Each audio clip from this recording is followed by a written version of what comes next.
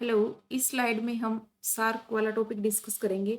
SAARC वाला topic MP assistant professor में दिया हुआ है, जो हमारे रीजनल ऑर्गेनाइजेशंस हमारे सिलेबस में गिवन है, उसमें सार्क है एक और इम्पोर्टेंट है।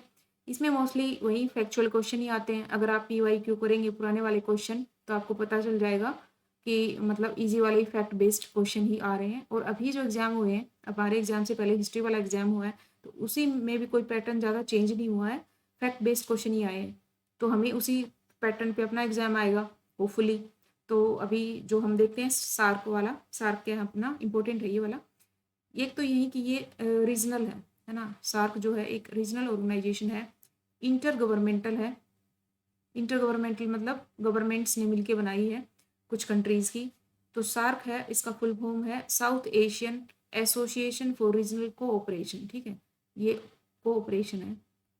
साउथ एशियन हो गया तो हमें समझ में आ ही गया कि साउथ एशिया से रिलेटेड है ये association for regional cooperation. South Asia में 8 कंट्रीज ही आती हैं, है ना, और वही 8 कंट्रीज इसके मेंबर्स हैं।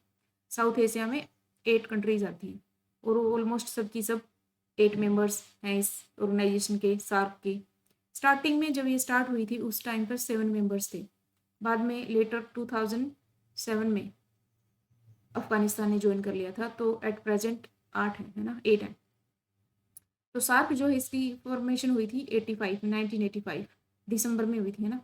तो दिसंबर 1985, 7-8 दिसंबर ऐसे कुछ है डेट, अगर डेट भी आ जाए बाई चांस।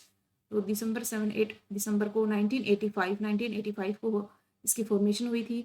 फर्स्ट समिट जब ये 1985 को हुई थी तो ये ढाका बांग्लादेश में हुई थी। यहीं पर इसकी फर्स्ट समिट हो गई थी, है ना, जहाँ पे इसकी फॉर्मेशन हुई थी ढाका बांग्लादेश में 1985 में, वहीं पे फर्स्ट समिट हो गई थी।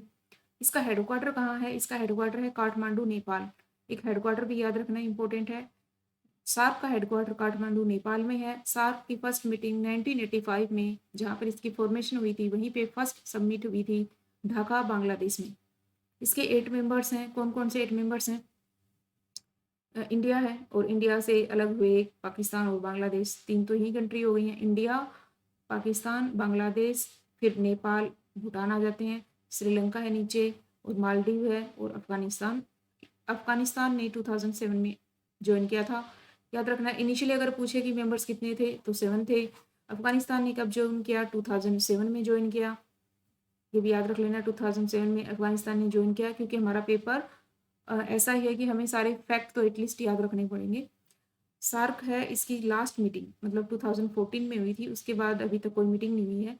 2014 नवंबर में हुई थी।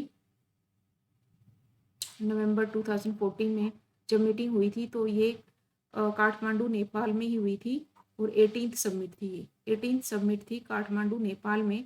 काठमांडू नेपाल में ही इसका हेडक्वार्टर है, वहीं पर लास्ट सबमिट हुई थी 2014 में। 18th सबमिट थी ये। उसके बाद कोई सबमिट हुई नहीं है, क्योंकि पाकिस्तान और इंडिया, इन लोगों की जो आपस में जो लड़ाई झगड़ा चलता है, उस वजह से फर्दर इसमें कोई डेवलपमेंट नहीं हो पाया है सार्क में। किसी न किसी इशू पे कोई ना कोई कंट्रोवर्सी हो ही जाती है। तो 14 के बाद कोई मीटिंग नहीं हुई है। सार्क सैटेलाइट भी है ना, जो साउथ एशियन कंट्रीज हैं, इन्होंने अपना एक सैटेलाइट लॉन्च किया था, सार्क सैटेलाइट करके 2017 में। तो ये भी याद रखना है कि ये सैटेलाइट लॉन्च कब हुआ था? 2017 में लॉन्च हुआ है, एंड 2007 में अफगानिस्तान ऐड हुआ था।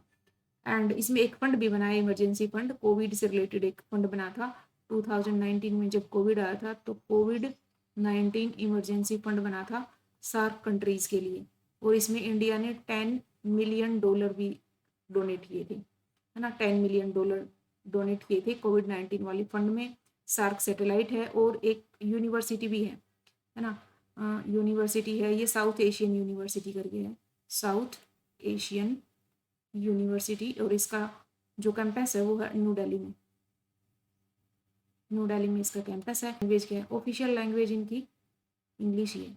ऑलमोस्ट सारी कंट्रीज़ में इंग्लिश ही बोली जाती है, तो कॉमन लैंग्वेज है इंग्लिश एक तरह से। तो इंग्लिश इनकी एक ऑफिशियल लैंग्वेज है। और इसमें इंपॉर्टेंट क्या है सार्क से रिलेटेड? एक इसमें मोटर व्हीकल एग्रीमेंट भी आया था, मोटर व्हीकल एग्रीमेंट, बट इस पे इंडिया और पाकिस्तान एग्री नहीं हुए थे। मतलब इंडिया तो चाह रहा था, पाकिस्तान ने एग्रीमेंट नहीं दिया था। इसमें क्या होता है कि वो इजी लॉजिस्टिक के लिए एक एग्रीमेंट था कि उसमें से हम जल्दी हमारी जो लॉजिस्टिक्स है उसका गुड्स हैं उनका मूवमेंट हो सके, बट ये एग्रीमेंट हो नहीं पाया जो मोटर व्हीकल एग्रीमेंट है। और एक साथ में हम एक और चीज़ भी लेके आए थे जिसपे भी एग्रीमेंट नहीं हुआ, साफ्टा करके, SAFTA। जो फ्री FTA होता है फ्री ट्रेड एग्रीमेंट, वैसे ही SAFTA था, south Asian free trade agreement, but यहाँ भी एग्रीमेंट नहीं हुआ। ये 2006 में आया था, ऐसा कुछ करके आया था, बट ये भी सक्सेसफुल नहीं था साफ्टा मोटर व्हीकल एग्रीमेंट। और official language that is English है ऑफिशियल लैंग्वेज। तो सार्क है, ये दिसंबर 1985 में बना था। फर्स्ट समिट इसकी ढाका बांग्लादेश में ही हो गई थी। हेडक्वार्टर काठमांडू नेपाल में है।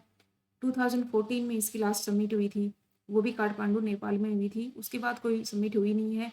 8 मेंबर्स हैं इसके। सार्क सैटेलाइट है जो 2017 में लॉन्च हुआ था। अफगानिस्तान ने इसको आखिर में ज्वाइन किया था 2007 में, बाकी सब ने 1985 में ही ज्वाइन कर लिया था। Thank you so much.